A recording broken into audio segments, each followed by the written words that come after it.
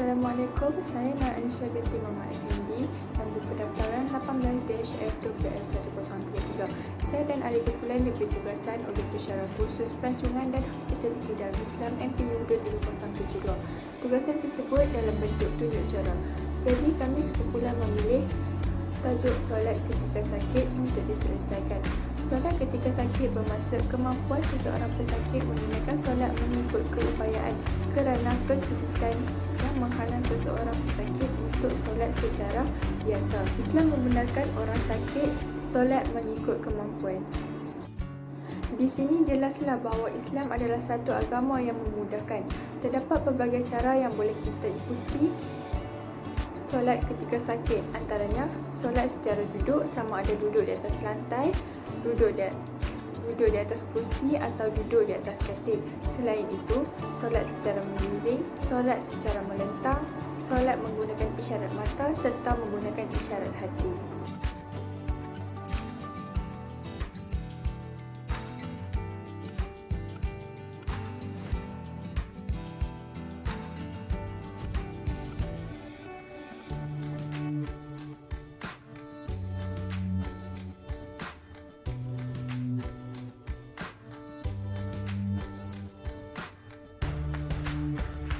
Berniat dan takbiratul ihram.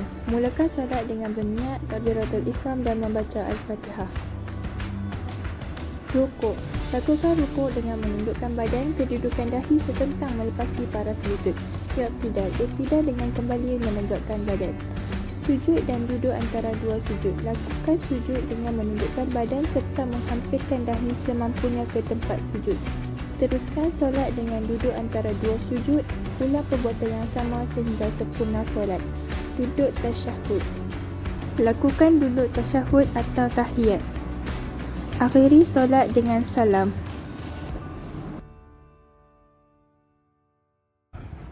Mulakan solat dengan niat takbiratul ihram, Al-Fatihah dan mana-mana surah tertentu.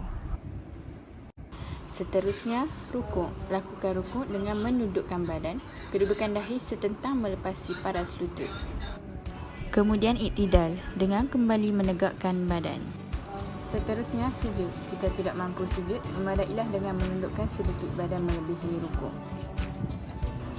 Duduk di antara dua sujud dan kemudiannya sujud kembali seperti biasa dengan bacaannya.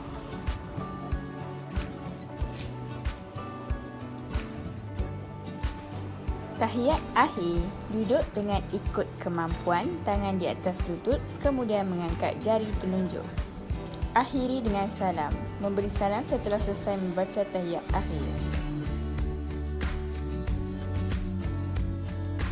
Pesakit yang mampu solat mengiring. Berniat dan takbiratul ihram. Mulakan solat dengan berniat takbiratul ihram dan membaca Al-Fatihah. Kemudian rukuk. Tundukkan sedikit kepala sebagai isyarat rukuk. Iktidal. Pesakit akan melakukan iktidal dengan mengangkat semula kepala seperti permulaan tadi. Sujud dan duduk antara dua sujud. Pesakit seterusnya perlu sujud dengan menundukkan kepala melebihi paras yang dilakukan ketika rukuk sebagai isyarat sujud. Teruskan solat dengan duduk antara dua sujud. Ulang perbuatan yang sama sehingga sempurna solat. Lakukan tasyahud. Untuk rakaat kedua dan rakaat terakhir, pesakit hendaklah melakukan tasyahud dengan mengangkat kepala seperti permulaan solat tadi. Akhiri solat dengan salam.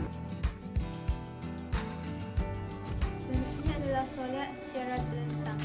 Orang yang sembahyang secara terlentang dikehendaki meluruskan kedua-dua kakinya ke arah kiblat.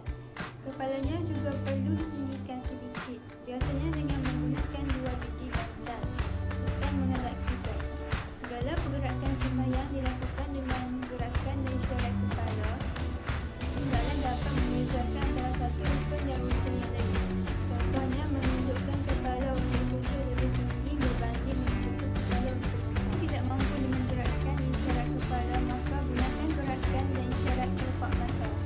Manakala orang yang tidak bergaya langsung, hendaklah ia ingat melakukan pergerakan rukun sembahyang dalam hatinya mengikut tertib. Mereka adalah langkah-langkah untuk solat secara terlentang dan solat menggunakan isyarat kelopak mata. Bagi pesakit yang mampu solat melentang menggunakan isyarat kepala. Berniat dan takbiratul ihram. Mulakan solat dengan berniat takbiratul ihram dan membaca Al-Fatihah. Rukuk dan iktidal. Tundukkan sedikit kepala sebagai isyarat rukuk. Iktidal dengan mengangkat semula kepala. Sujud dan duduk antara dua sujud. Pesakit seterusnya perlu sujud dengan menundukkan kepala melebihi paras yang dilakukan ketika rukuk sebagai isyarat sujud.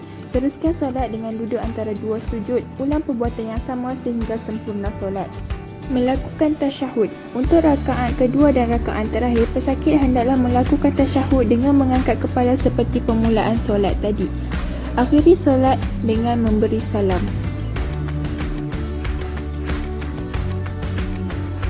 Berniat dan takbiratul ihram. Mulakan solat dengan berniat takbiratul ihram dan membaca Al-Fatihah. Rukuk. Seterusnya, pesakit bolehlah bertakbir sambil menutup separuh kelopak mata sebagai isyarat rukuk. Iktidal. Pesakit akan melakukan iktidal dengan membuka kembali kelopak mata seperti di permulaan solat. Sujud dan duduk antara dua sujud. Pejamkan kelopak mata keseluruhan sebagai isyarat sujud.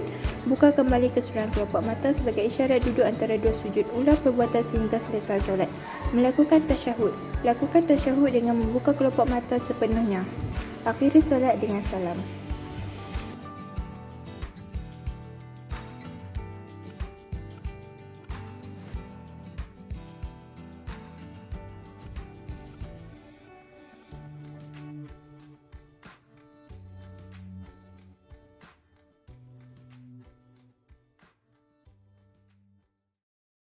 Kesimpulannya, sebagai umat Islam, kita haruslah menunaikan solat walau apa jua keadaan sekalipun. Kerana Allah Subhanahu Wa Taala telah menciptakan kemudahan untuk kita menunaikan solat.